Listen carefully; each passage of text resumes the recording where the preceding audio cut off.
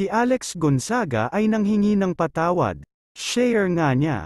I just wanna apologize to the people I called old at 30 when I was 18. Nagpapakumbabang patawad. At dahil nga nagbaha sa EDSA Camp Aguinaldo kahapon ay napasilip si Alex sa kanilang kondo. Dito naman lumabas ang natatagong talento sa pagiging reporter. Dun, dun, dun, dun.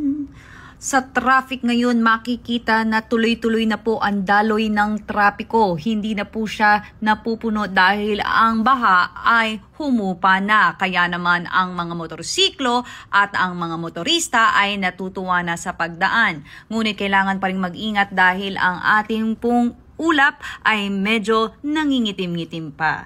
Back to you, studio.